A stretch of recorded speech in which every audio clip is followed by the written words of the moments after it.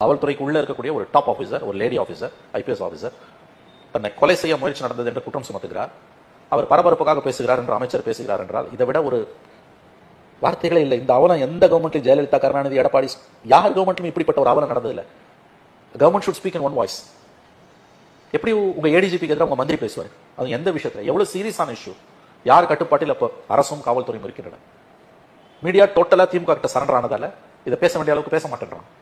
நேற்று தொலைக்காட்சியில் பாத்தீங்கன்னா முக்கியமான ஒரு தொலைக்காட்சியை தவிர மற்ற அத்தனை தொலைக்காட்சியும் ஒருத்தம் கூட இந்த டிபேட் எடுக்கல. அதுல நீங்க பங்கேற்றிருந்தீங்க.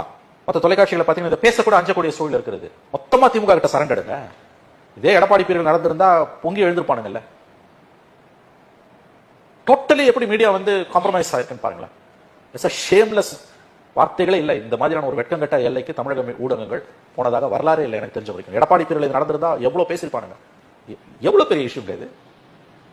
அப்ப மீடியாவை வாய அடிச்சிட்டீங்க. அஃப்கோர்ஸ் எதிர்கட்சிகள் நல்லா பேசிருக்காங்க எல்லாரும்.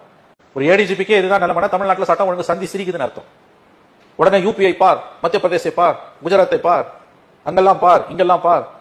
ராஜகண்டன் இந்த கருத்தை மேலிடத்தின் ஆசீர்வாதம் இல்லாமல் பேசியிருப்பார் என்று நம்புவது கடினமாக இருக்கிறது. மற்ற மந்திரி எல்லாம் பேசாம ஒரு மந்திரி மட்டும் ஏன் பேசுறான்? என்னங்க இது கவர்மெண்ட்? இது புரியுதாங்க? எங்கேயாவது இந்த கூத்து நடக்குமாங்க? ஒன்னு அமைதியா இருங்க. ஏன் 24 மணி நேரம் 36 மணி நேரம் ஆகும்? ஏன் திமுக கூட்டணி கட்சிகள் கிட்ட ரியாக்ஷனே வரல? இது எடப்பாடி பீரியட்ல நடந்ததா இவங்க பொங்கி எழுந்திருப்பாங்கல்ல.